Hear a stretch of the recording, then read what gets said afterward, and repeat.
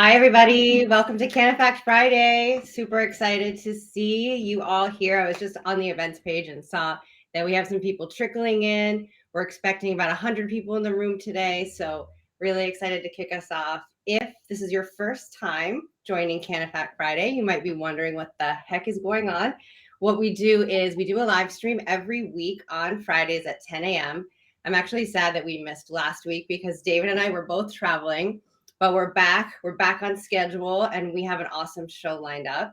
My name is Adriana Hemans. I'm the VP of Demand at ISA, which is a research firm based in LA that specializes in cannabis consumer insights.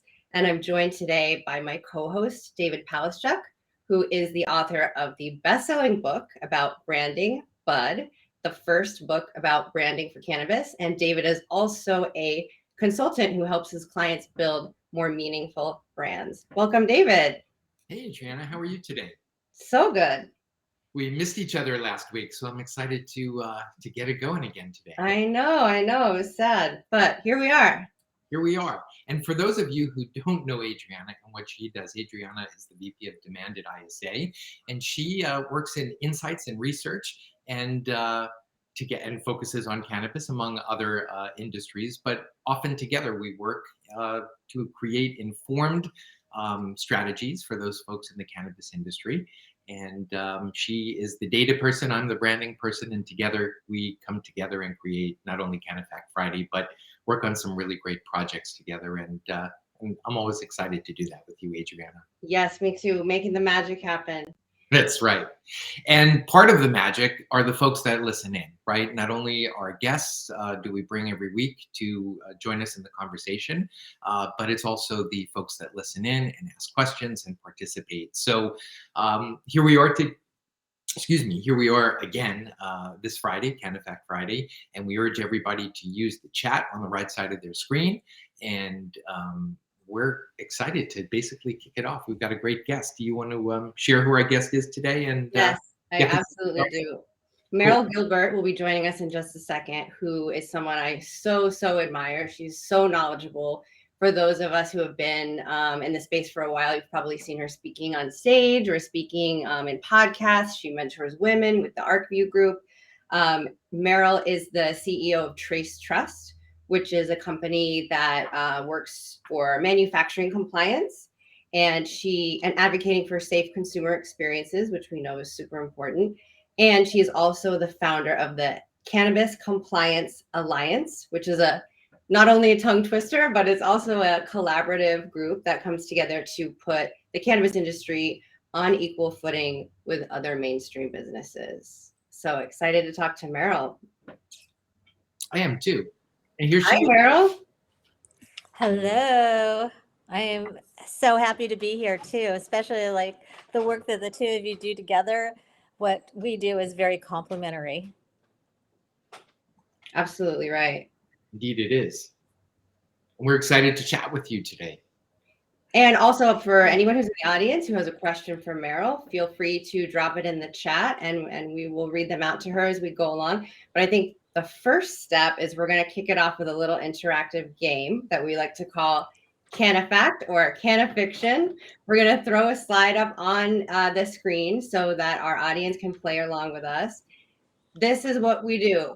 We're going to throw up a stat and we want you to guess if it's CANNAfact or CANNAfiction.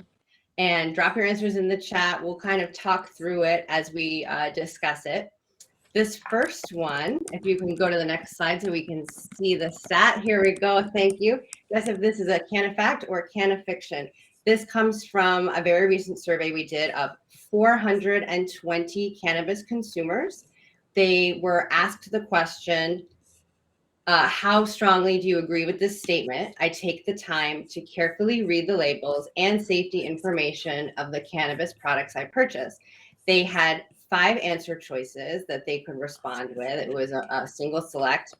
They could say, I strongly agree, I somewhat agree, I'm neutral, I somewhat disagree, or I strongly disagree. So the question is, what percentage said that they strongly disagree?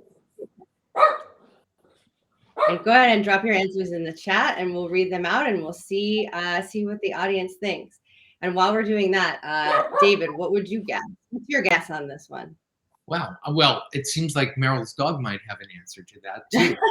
Um, I'm not quite sure. Meryl might have lost her sound, so we'll work through this. But Okay.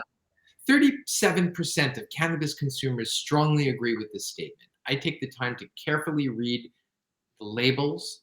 Oops, sorry, we got a little pop up there. The labels and safety information of the cannabis products I purchase. I think I think that's going to be a high number, to be honest with you. I think people are definitely concerned about what they're purchasing. Um, I'm saying can of fiction. I'm going higher. Okay, good guess. And we have a answer choice from Jen Holland. Hi, Jen. Thanks for joining us again. She said 5%. Those labels are long. Two Yes, of that's them true. didn't read TLDR, right? Too long. Didn't read. Alexandra Pictor said it is fiction. Higher, but not by that much. Okay, interesting. Alexandra thinks that more people agree that they take the time to carefully read the labels and the safety information. I have to say, I tend to skim them, but every now and then you get one that's just like, you just get sort of fascinated by the process, and sometimes they like really lean into that sciencey aspect of it, right? And so I just want to look in and like learn more about what they're doing and how they're explaining the process and how they're explaining the tech. We've seen a lot of sort of technological advancements, I would say, in terms of like delivery method and onset times. So I'm always curious to sort of see how those things work together. We have a couple more guesses. Vanessa guessed this is a CANNAfact, and Rob Warren's guessed agree fiction. The number is higher. So we have some conflicting viewpoints here. And also as I just start to think about this a little deeper, my guess is that form factor would also come into play. So, for example, a lot of people now look when they're buying edibles or beverages, they're looking for sugar content. They're looking for other things, not only necessarily specific to to the THC content or to the cannabinoids, but also now to the other components that are in a brownie or in an edible or a beverage. Absolutely. If anyone else wants to take a guess, and we can pop those in. Otherwise, we'll reveal the answer in just a second. All right, let's reveal it. Let's reveal the answer. Woo! It was a CANNAfact. So good guess, Vanessa. Thank you for everyone who guessed. This was a CANNAfact. And we can see here how this breaks down. A lot of people were like, yes, I really do take the time to read the labels, which might sound surprising, but I think it also makes sense when you think about a lot of these folks maybe first time trying something new, and you really want to make sure that what you're getting is something safe for them. Oh, and I see Meryl just joined us. Hi, Meryl. I have no idea what happened. Internet can be a problem sometimes, but no worries. Welcome back. Thank you. So we just revealed on our first slide that it's a CANNAfact, which is 30, and because you might have missed it, it was a CANNAfact or CANNAfiction, which is 37% of cannabis consumers strongly agree with the statement, which is I take the time to carefully read the labels and safety information of the cannabis products I purchase. And I'm glad you came back right on time, because right on cue, because I was going to ask you, with 37% strongly agreeing and 31% somewhat agreeing, that's 68% of people agreeing that that basically the information, the compliance information and the information about the product they're consuming is important to them. So this almost begs the question, shouldn't brands and folks in the industry be leveraging this as part of their brand ethos and as a brand asset and as their brand tenets to deliver this information because so many consumers are interested in it. This is the perfect entry to the conversation today, and I'm really glad to see this CANNAfact because it is the most crucial part, right? So when we think of brand building and we think of the creative side of that, we're always about colors and looks and our logos and imagery. And then in the regulated legal cannabis side, we also have all the regulatory things that are required on a label, right, on the front side and on the back side. And what happens is oftentimes we get lost between those. But with such an emerging new industry, with so many opportunities to bring new products to market, that space becomes extremely critical because we really cannot rely. If people are shopping online, those of us that have access to online ordering and delivery services, or we even go into a dispensary, there's so much product to choose from. The bud tenders are not always going to help, have all the knowledge. You need to be able to pick something up and understand a couple of really critical things right away. And so, it's so interesting too, because we just started a series on our YouTube channel of Trace Trust, where I'm doing these little bites on good label, bad label, right? But the good label is very clearly, you can see the logo for the company, the brand. You can see the state regulatory seal right on the front, but then you should also be able to very quickly see what it is, right? So understanding possibly what strain it is, even though we don't really understand it. If we use words like indica and sativa, that might mean something if you live in a state that's had legal access for a while, but generally people don't. So, if it says focus, uplift, nighttime, right? Dreaming, things like that, that indicate to me right away. I also should very clearly be able to see right on that front label levels of potency, right? So how much THC to CBD. Those are the kinds of things right off the front I want to see. The backside or the underside or anywhere else around that should be clear instructions for use. It should be able to have all of the batch and tracing information, QR codes that lead you to certificates of analysis. All of these things not only bring value and trust in your brand, but it really helps these consumers understand what products are.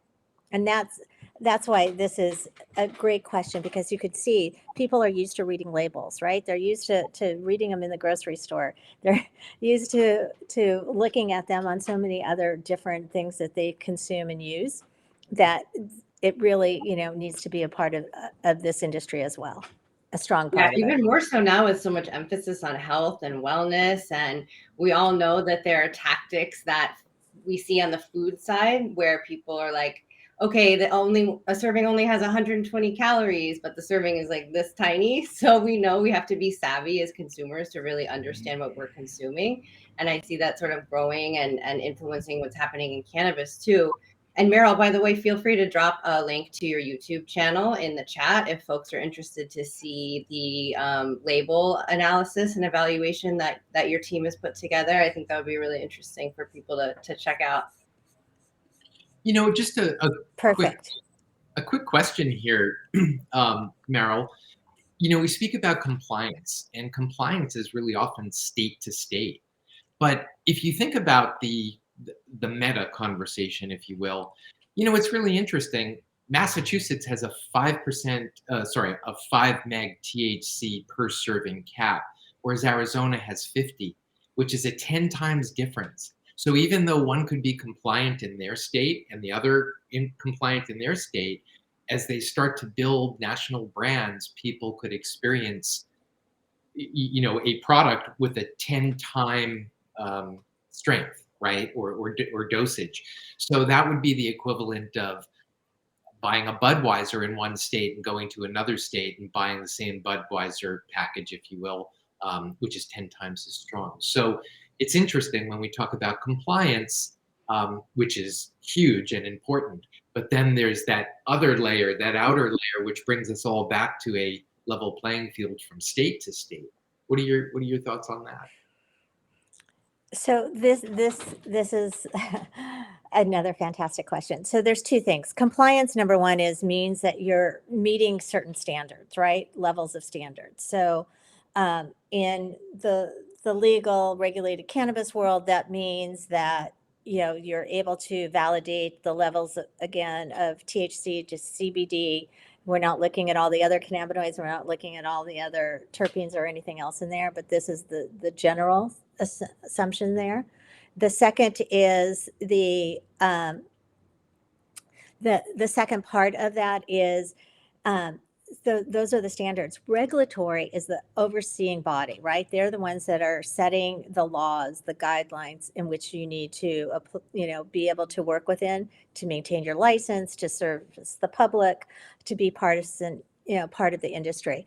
And so what's happened, because we do not have national legalization, every state is doing it differently. And even though they follow some guidelines that are the same, they really don't. And it's just, this is a free for all. And that's where we're seeing this. Plus, you can't take your source material state to state, right? Until we get to that point and you get access to all the beautiful things, we're growing here for, generations in California. If you take your brand state to state, you need to get you can't take that initial source, right? So now you have to work with those state growers, those cultivators, those extraction people to equal or better match your product profile. That's a lot of the behind the scenes work that we do, right? Is so that it gets to as close to that brand. But this is the dilemma, right? This is a lot of work. This is why I went to my competitors and said, hey, we are all working on this thought leadership for the future of this industry. And we need, we all have a good voice, but we need to get science and medicine and technology and regulatory, like we have to get them in the same room to have these conversations now. And especially because we're going international, right? So we're going to have some real great research coming out of Canada, what we started in Israel. But we're all got to work towards this collective of being treated like all other industries. And part of that is being able to produce products to the same standards, no matter where you're located, time and time and time again. And that is the Cannabis Compliance Alliance, correct? That you just mentioned? Correct. And yes, and you can learn about that on our LinkedIn channel, which is that. And then we will have another announcement in 2 weeks of all of our thought leadership little conversations that we've been having. And you can hear about what we think about Delta 8, and you can hear what we think about how do you define what quality is. Oh, that's great. A CANNAfact Friday breaking news announcement. 2 weeks. We got some big content dropping. And thanks, Willow, for dropping the link in the chat to Trace Trust YouTube page.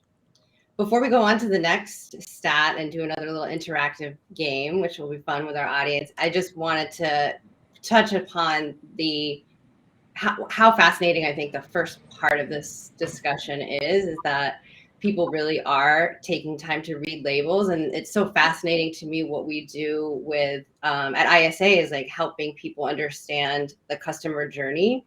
So a lot of companies, they know what's selling, what brands are performing, what products are performing, but not necessarily why. And this piece of it, like looking at the safety, looking at the labels, pulling out your phone and going to see the certificate of analysis is something that it's just interesting to like see how that influences people's purchasing behavior. We'll see it over time. And, it's why I love working with you, right? Because you actually are speaking to consumers, and you're directly, asking some of these deeper questions that we don't get at the point of sale, Mm-hmm. right? That's telling us how much we're selling of any type of product. It's not really, and it may give us some, demographic information, very little though. You're going in and this is these deeper questions that we need to understand better. Mm-hmm. And better how we can educate and share information. Yeah, absolutely. Yeah. And that also comes back into, as we discussed when we lost you a moment earlier, we were discussing how that number also relates to form factor. So for example, if people are looking at a beverage or an edible, are they looking maybe at the sugars or some of the other things that are slightly beyond the cannabinoids. So it's important to know not only the form factor, but also the brand archetype too, right? If it's a health and wellness brand archetype, people are more likely to read the label than maybe a counterculture brand or something like that. So, it comes back to customer segmentation. It comes back to those folks that are looking for certain things, knowing who they are, knowing what they want, and meeting them where they are, which is really what we work on all the time to build credible and meaningful brands. Mm-hmm. We're all in sync here. Well, let's jump to the next topic. Yeah, let's do it. Do you want to introduce our next factoid or Yes. fictionoid? Yes. Factoid or factoid, but don't give it away. Okay, who's ready for that next slide? Ready. Me. All right, CANNAfact or CANNAfiction. 40% of cannabis consumers told us they would be willing to pay more for products that had the lab results printed on the label or available through a QR code on the label. Now that's really intriguing to me, that they find value in the label and what's on the label, and that they'd be willing to spend more for that. That's interesting. So folks, what do you think? Is that a CANNAfact or a CANNAfiction? Please enter your answer. Yeah. Take a guess and drop it in the chat. So this is really for everyone, right? It's not just about us, it's about our audience and what you're learning and discovering and how you're benefiting from these stats. So feel free to pop in or ask a question. Yeah. Well, I'm curious. What do you gals think? Oh, we've got Vanessa with a fact. Okay, we have some guesses here. Rob's guessing fact. Wow. Vanessa's guessing fact. Alexandra's guessing. Oh, I think we have a very clear consensus on this one. It's not controversial like the first one. It's not. And we're not making the answer in the form of a question either, which could disqualify folks too. So Charlene Estrada also guessed fact. Welcome back, Charlene. Oh, we have one person who is like going against the grain here. Aaron Douglas guessed false. Oh, and Jen Holland guessed false too. Interesting. Ashley Dickerson has a comment. Welcome, Ashley. I was just discussing this based on the previous one. Fact. All right. Well, thanks for guessing, everyone. I know. All right. Well, shall we? Well, before we reveal, what do the two of you think of this? Fact or fiction? CANNAfact or CANNAfiction? I know. Well, I know the answer, so I can't weigh in. Meryl? I know it's a fact.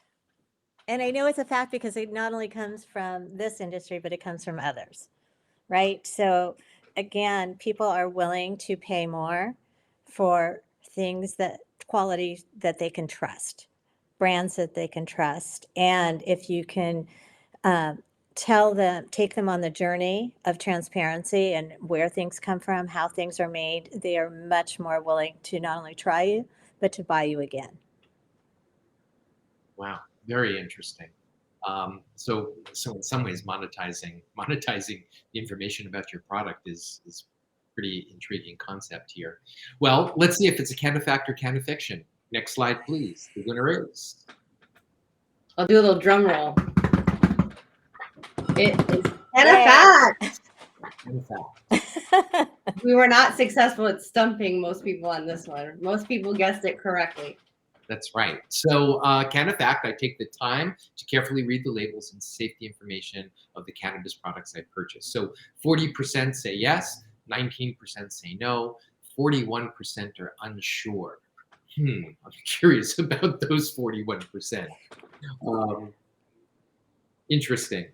Adriana, what are your thoughts around this? I think unsure about whether they would pay more, but not unsure about whether they care about it, right? I think I'm sort of conjecturing here, but I think if you're looking at it, there's a lot of factors that could influence this, right? Are you paying more for something based on volume or based on a brand you know, or based on what you perceive it to be as something luxury? And I think to really dive deep into those 41% who say they're not sure if they would pay more, we would want to find out and talk to them and say, like, what factors would influence you to pay more, or what factors would influence you to associate this product with something that's really quality, or associate it with something that is worth the extra expense.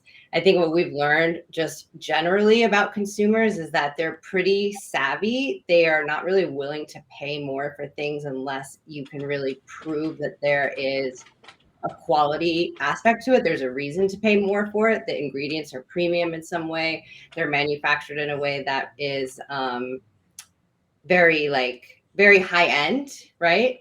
And I think with this question, the safety information may not be the biggest concern for them, but if it really showcases how quality it is, then yeah, they might pay more. Yeah. Do you think that that's connected though? The safety and the higher quality or more luxury? Because I think that, if you're going to be that kind of brand, you're going to have that information. Yeah, totally. And if you're, but this is kind of funny too, though, if they say like, maybe the information is available, like you can read it on the label, or you can go to the QR code and actually go read the results.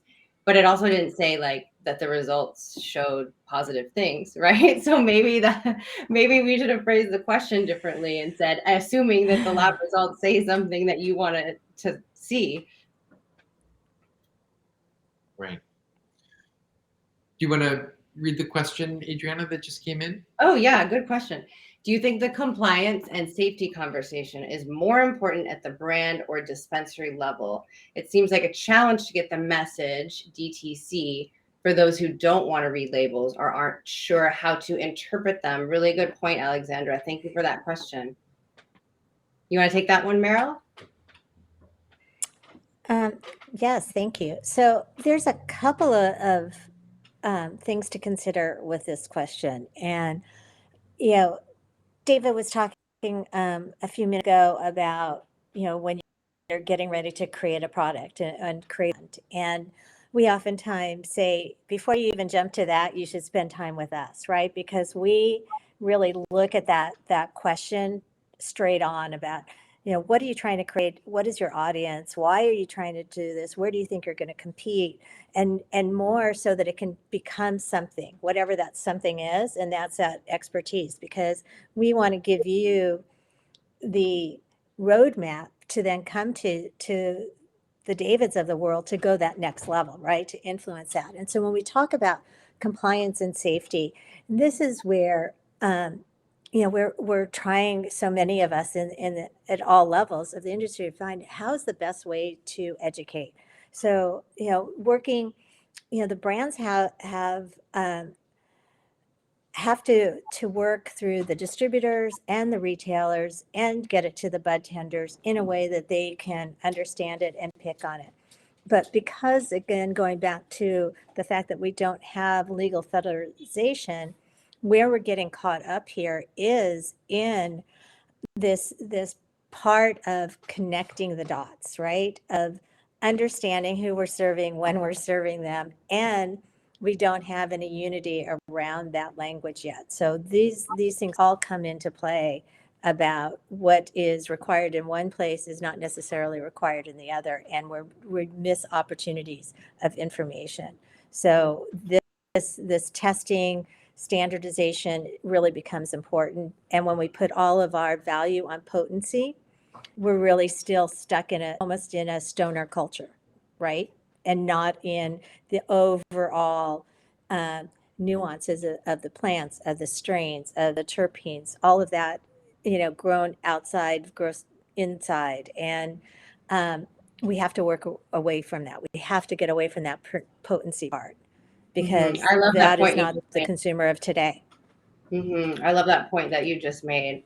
And you touched on it just now, but I'm wondering maybe if you wouldn't mind, Meryl, going a little bit more into how the compliance and the lab testing serves to help normalize and destigmatize the societal perceptions of cannabis in general?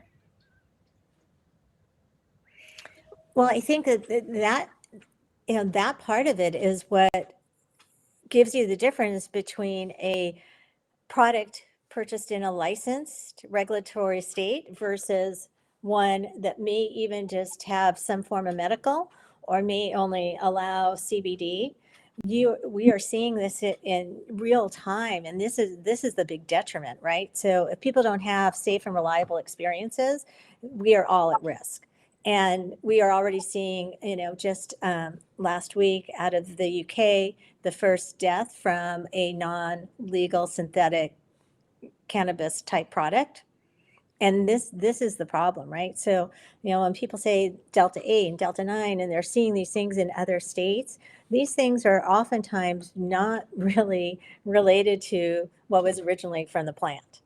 And that takes us. So when you're in a regulated state, when you're going to a licensed facility or purchasing, through a licensed facility, you are getting something that has met the state's regulatory standards. It has to have had testing for heavy metals, molds, pesticides, et cetera, all contaminants, right, from the source materials and that level of. So there is some layer.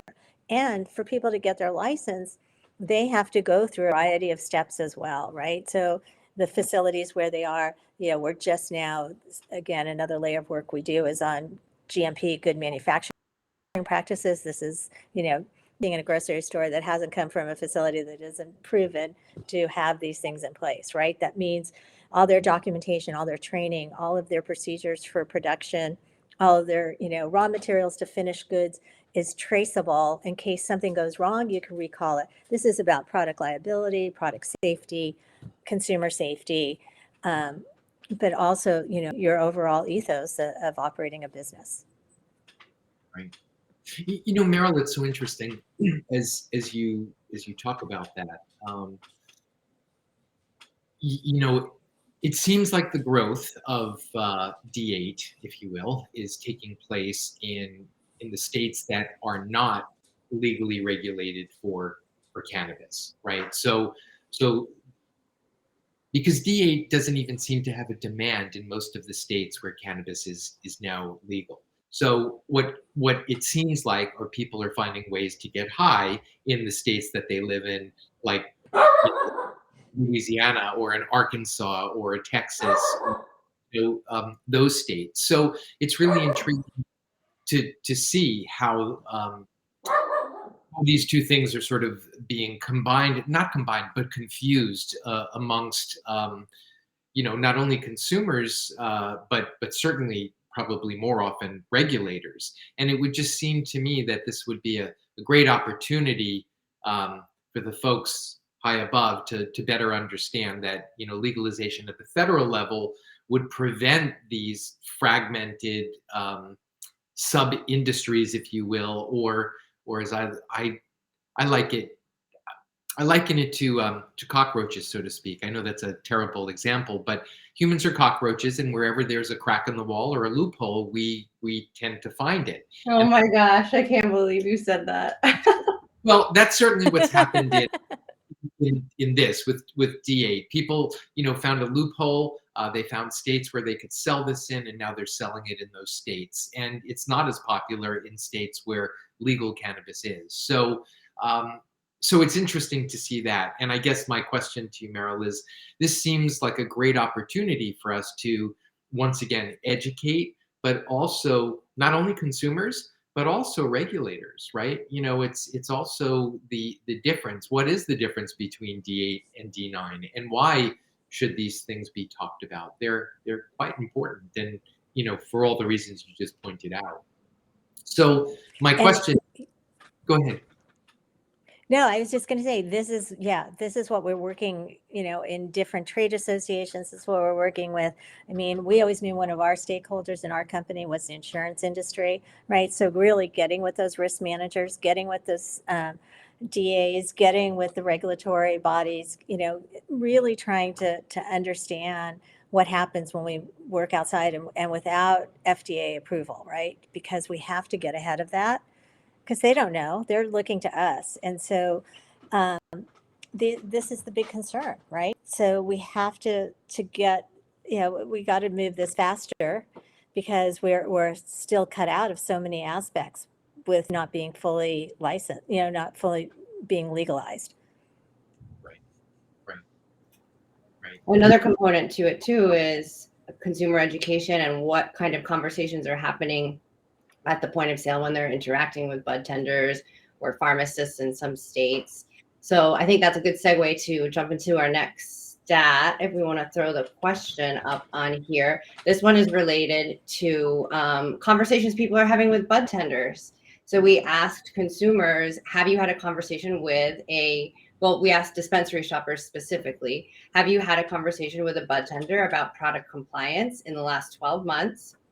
And go ahead and take a guess if you think that this is accurate. If you think that 68% of shoppers have had a conversation with a bud tender about product compliance in the last 12 months, CANNAfact or CANNAfiction. And while you're jumping to that and getting ready to answer that, I just want to call out no disrespect to cockroaches at all. Their feelings are hurt, David.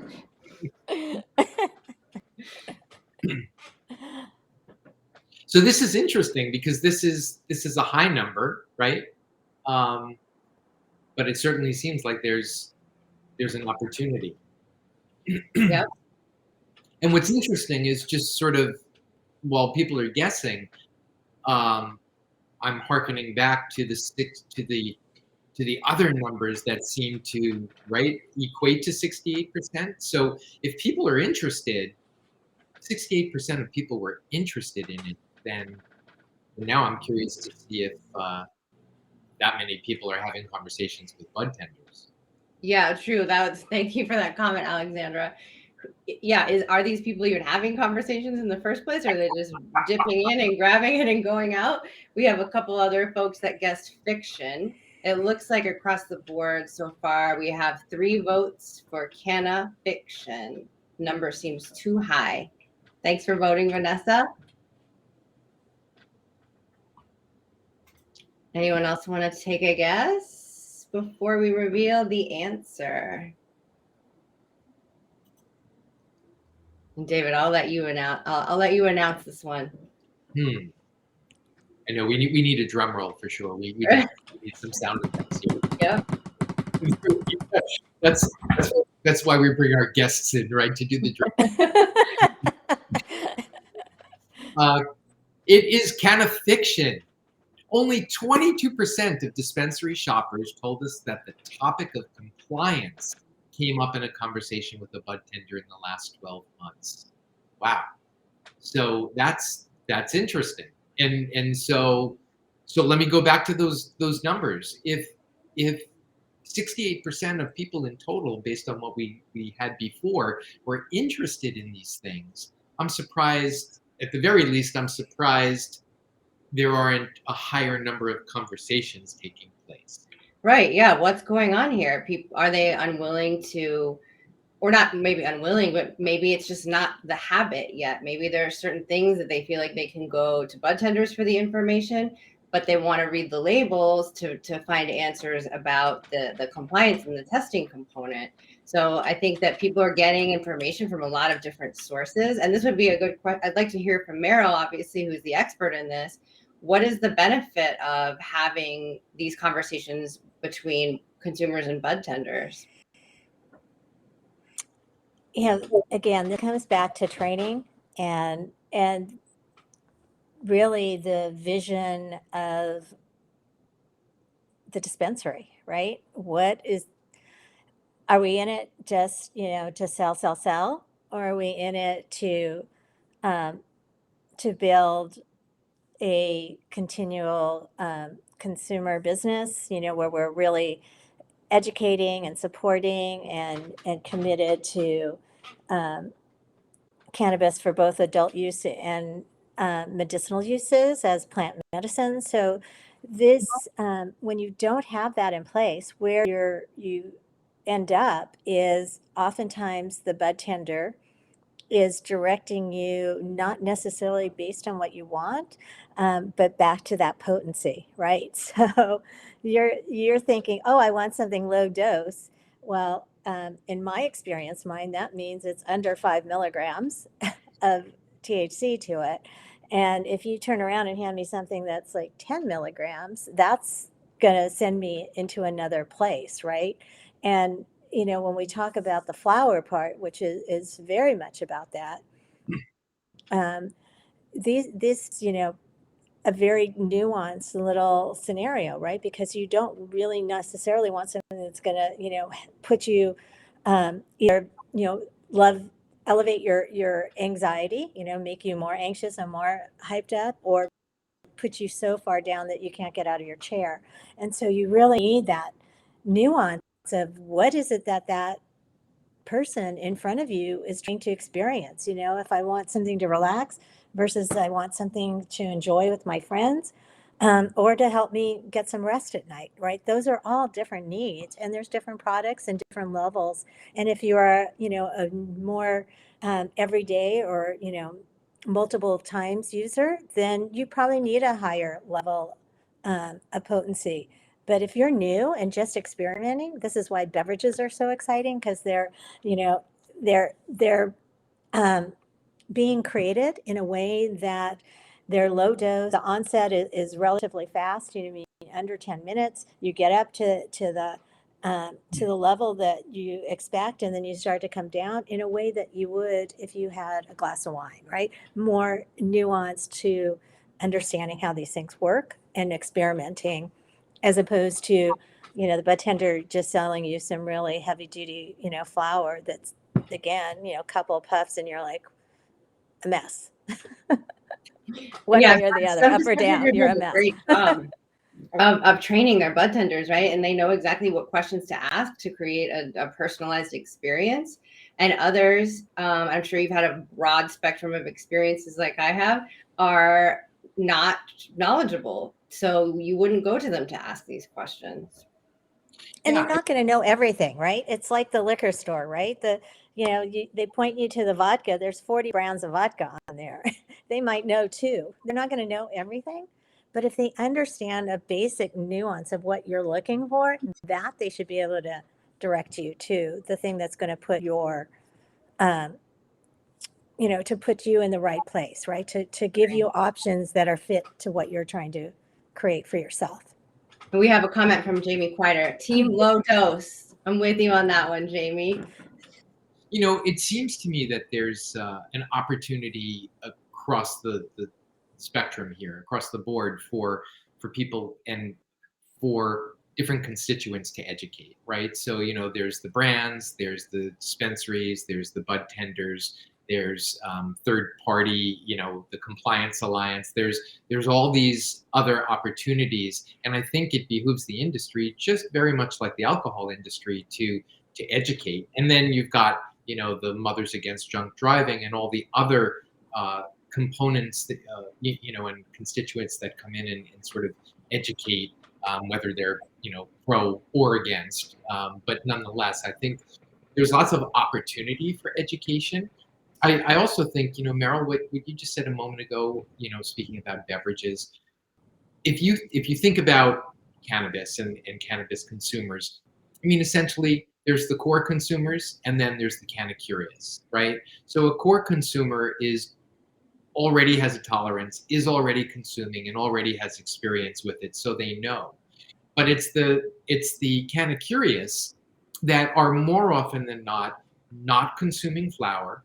They are eating edibles, they're eating gummies, they're drinking beverages, and hopefully they're starting off with low dose, right? So low doses. So that's where the education needs to start. There's plenty of people that have smoked joints since high school or junior high school, and they understand what one joint or one drink will do to them versus a glass of wine versus a shot of tequila. So Mhm.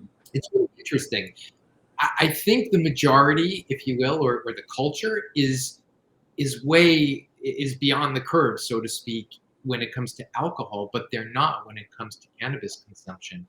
And so would you just talk a little bit about the opportunities of all the constituents along that way to start educating people, and not only the core consumers, but more importantly, the kind of curious, because they're the ones that are still figuring out what does a shot of tequila do versus what does a glass of wine do, as an analogy for cannabis? What do you think about the opportunities for education? It, I get more excited about this all the time, right? Because we're starting to see it. We see it in our everyday culture. We're seeing it more in our media. We're seeing it more in the writings, in both, again, our industry, but also in the consumer facing um, conversations about what's out there. And so, again, when you're creating a brand, a company, doesn't matter what part of your a plant touching or service provider, you have opportunities to really be part of your communication standards about what this is, why you're in this, what is your journey. Um, I know that Adriana, Anna, and I have had numerous conversations over the last several years that we've known each other and gotten to get to know each other better, about coming from the part where we never talk about this. And me, I mean, in the food and beverage world, when I started talking about, getting involved in cannabis and why I was doing this 6 years ago, everybody was rolling their eyes. Then they were coming to me 2 years later when the whole world of CBD opened, going, oh my God, we don't even know what this is. To, yeah, I've been using it since I was in high school, but I really came back to it as an adult. I really came back to it. And we're seeing this, particularly in moms, right? The whole destigmatization around, and particularly with COVID, right? Because who got affected the most? Mostly women, right? Because now I'm doing my job online and I have my kids here and taking care of the household. I need a way to chill out that's discreet, but is also not going to cause me harm, right? And so education, education, education, but it starts first within your own company and being committed to it and realizing that training and development are like utilities. You have to pay that. You have to put money towards it. It's not just an onboarding, hey, here's your first day at work, good luck. It is continually providing that. And if you're continually showing up at consumer events, at dispensary events, anywhere you can tell your story about why you created this product, what are the attributes of this product, why you're committed to quality, and why you're committed to transparency in your testing and in your values. It's all winning for all of us. Absolutely. And shout out to parents who have struggled and survived through everything we went through over the last couple of years. It really weaves in nicely too with that topic of reading labels. We all know that parents are concerned about what their kids are eating, and they're probably the ones who are also concerned about, they're used to reading those labels and figuring out what's actually in it and doing a little bit more investigation maybe than the average consumer. So I wish we had more time to dive into this topic, but we are at the end of our episode. And I want to thank you, Meryl, so much for joining us and providing us with your expertise and some context really around this really important topic. It's been so much fun chatting with you today. Thank you for having me. I look forward to more conversations, and a shout out, if you want to reach me, please do so at Meryl@tracetrust.com. Love to hear from people and answer any questions we can. Thank you. Awesome. Thanks, Meryl. Thank you. We appreciate that. Right on. Well, we've come to the end of another CANNAfact Friday. This was exciting. I thank Meryl for listening and all the folks for listening as well. And you, Adriana, for being the best co-host ever. I appreciate that. We're excited because next week we've got Brad Douglas coming in, Dr. Brad Douglas. He is a PhD scientist. He has been studying cannabis and cannabinoids for years, if not decades at this point. He works at the workshop and as a consultant as well. He's very knowledgeable, so we look forward to talking with him next week about cannabinoids, things cannabis. We're pretty excited. Anyway, deep into the topic of terpenes and talk about the chemistry. So it's definitely going to be a good episode. There is a link in the chat if you want to go ahead and click the attend button for the next week's episode. And you can also get it added to your calendar so you don't miss it. But go ahead and make a date with us for next Friday. That's right. We're excited. So once again, CANNAfact Friday. We're looking forward to seeing you next week at 10 a.m., 1 p.m. If you want to register for CANNAfact, please check out what's on your screen right now, and you can sign up there. Outside of that, take care of yourselves, take care of each other, and we'll catch you next CANNAfact Friday. Thanks, everybody. Thank you. Have a great weekend. Bye-bye. Bye.